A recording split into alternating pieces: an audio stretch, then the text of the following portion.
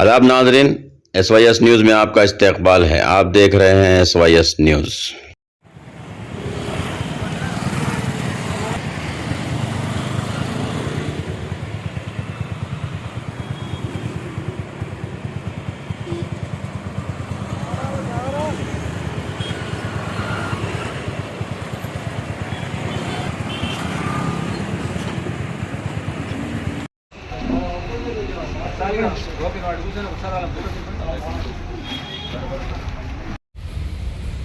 Right sir.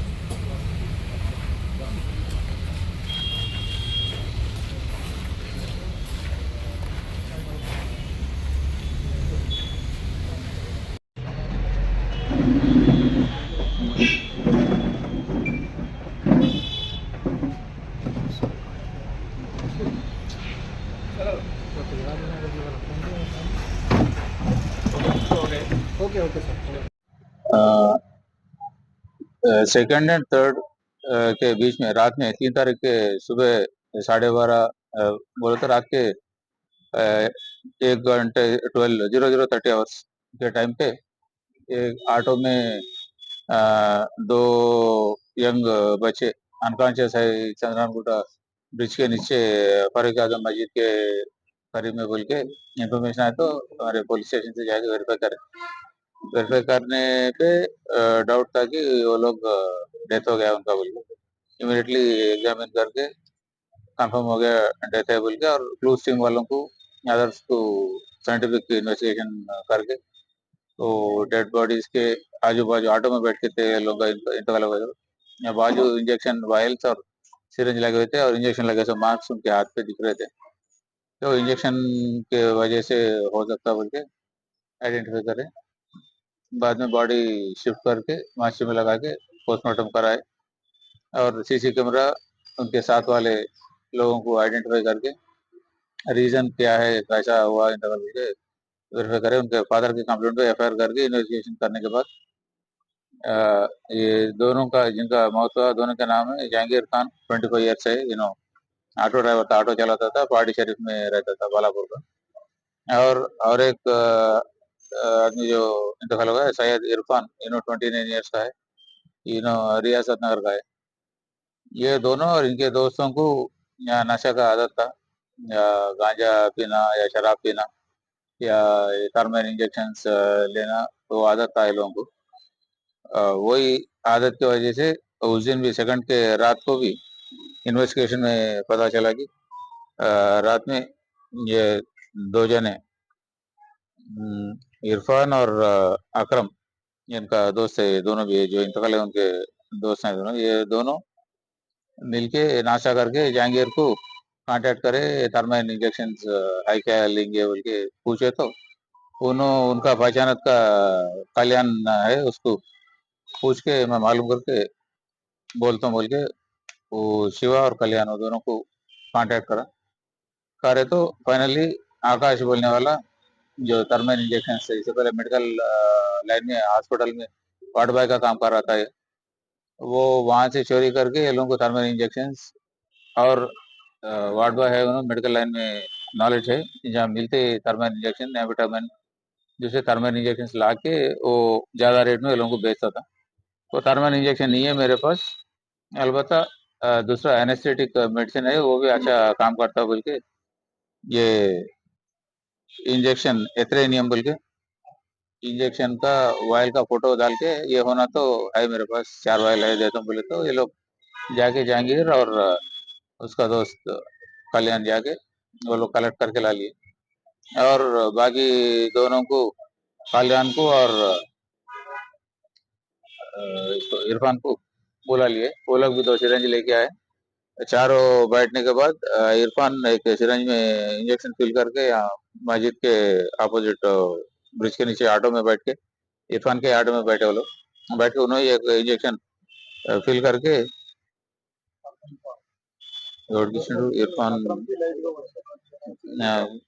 Irfan fill करके अकरम को थोड़ा इंजेक्शन दिया. वो इंजेक्शन लेते ही दोनों अनकॉन्शियस हो गया अकरम. ये बेसिकली ये इंजेक्शन जो है एथरेनियम ये सर्जरी के वक्त एनेस्थीसिया इफेक्ट आने के लिए देते हैं और मसल रिलैक्सेंट के वास्ते पूरे मसल्स रिलैक्स हो जाते हैं इससे। जो सर्जरी के वक्त जो इंक्यूबेट करते हैं वो ट्यूब ये ट्रैकिया में ऑब्जेक्ट ऑब्स्ट्रक्शन नहीं होना बोल के वो रिलैक्स होने पूरे मसल्स बॉडी के पूरे मसल्स रिलैक्स होने और एनेस्थेटिक इफेक्ट के लिए देते। वो इंजेक्शन जनरली डॉक्टर ओपिनियन के हिसाब से 2 ml दिए तो जान का खतरा रहता। स्टडी करके बॉडी वेट और उनका कैपेसिटी देख के देना रहता। इसको 2 ml का फिल करके इंजेक्शन देते ही अकरम इमीडिएटली बेहोश हो गया। वो डर के कल्याण बोलने वाला वहां से भाग गया। बाद में इसको जब होश आया ये अकरम को, ये दोनों जहांगीर और इरफान दोनों अनकॉन्शियस ऑटो में मुंडी बाजू डाल के बैठे हुए दिखे। चक्कर आता शक आया उसको, अनकॉन्शियस है कोमा में कैसा है बोल के वो लोगों का फोन से ही एक स्नैप निकाला, फिर उनके पास रख दिया। रख के उन्हें भी वहां से निकल गया वो डाउट से। अब ये बाद में आइडेंटिफाई करके वेरीफाई करके अब ये लोगों को पकड़ के कल्याण को और अकरम को पकड़ के इंटरगेट करके फर्दर इन्वेस्टिगेट करे तो ये चेन जहाँ से आया वो एस्टेब्लिश हुआ फाइनली।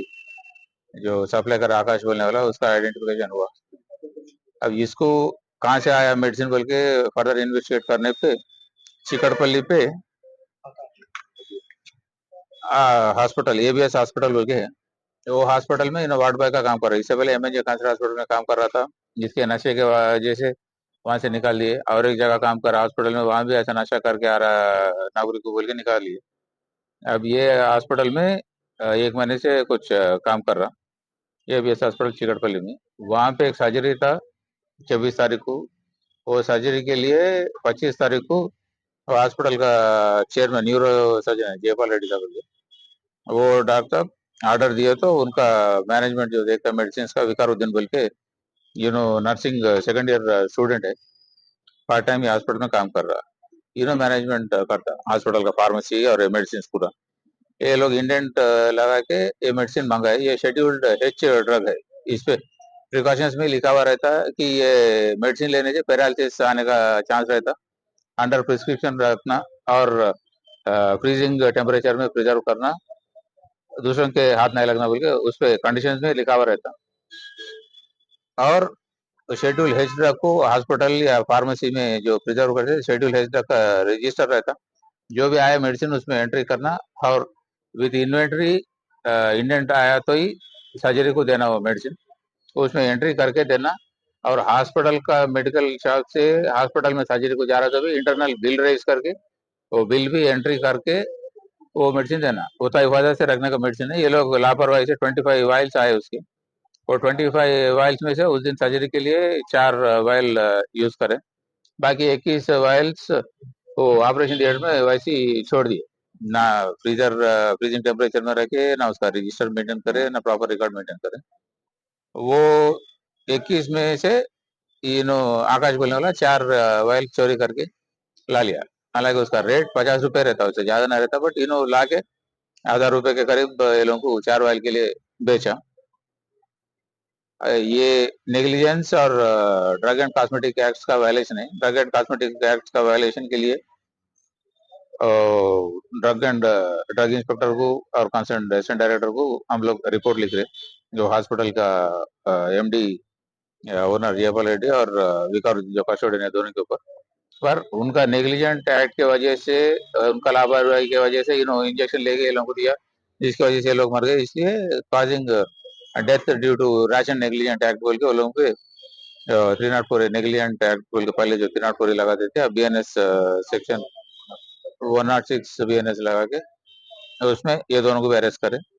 और जो इंजेक्शन लाए और इस्तेमाल करे और जो रेगुलर हैबिचुअल है या वो बाकी दोनों को और इन्हें शिवशंकर और कल्याण दोनों को उसके लिए अरेस्ट कर रहे हैं। और आकाश जो एक्चुअल ला के बेचा इसको भी, ये तीनों को अरेस्ट कर रहे हैं। ये लोगों को विदाउट इंटेंशन मारने का इंटेंशन रख के नहीं करे, मगर मौत का वजह ये लोग बने ये इंजेक्शन ला के सप्लाई करके या एडमिनिस्टर करके बोल के वो लोग ऊपर भी culpable homicide not amounting to murder कत्ल नहीं होता, बट इंटेंशन भी कत्ल का नहीं है, बट मौत के वजह ये लोग बने बोल के culpable homicide not amounting to murder, ये तीनों पे आकाश, शिवशंकर और कल्याण, ये तीनों पे वो केस लगाए। और हॉस्पिटल का ओनर और विकारुद्दीन पे नेग्लिजेंस काजिंग डेथ बोल के केस लगाए, और पूरों को मैजिस्ट्रेट के सामने अब प्रोड्यूस कर रहे, अरेस्ट करके आगे हॉस्पिटल पे ड्रग एंड कॉस्मेटिक चार्ज के तहत और ड्रग इंस्पेक्टर को भी रिपोर्ट लिख के उनका असिस्टेंट डायरेक्टर और ड्रग इंस्पेक्टर उनका डिपार्टमेंटल एक्शन भी वो लोग ले। थैंक जहांगीर के पास 5 ml का मेरे पास सिरंज है, तो आते आते 2 ml के सिरंज दो ला लो बोल के उन्होंने फोन करके इसको बताया था, इरफान को बताया था। वो लोग यहाँ पहुंचे तक उसका 5 ml का सिरंज उन्हें लोड करके रख लिया था। पहले इसको एडमिनिस्टर कर दिए, अकरम को कर दिए, इन्हें बेहोश होके फिर होश में आया तक वो दोनों मर गए थे, वो वायल सिरंज वहीं थे, लिहाजा 5 ml ले लिया उन्होंने जहांगीर। अब वो 2 ml काफी है डेथ काजोन के लिए। अब उन्होंने 5 ml का था, उन्होंने और इन्हों भी, इरफान भी ज्यादा क्वांटिटी लिए।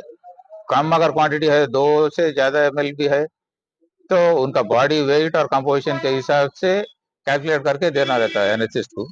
अब वो कैलकुलेशन नहीं है तो ओवरडोज की वजह से कोमा में जाके डेथ हो गया।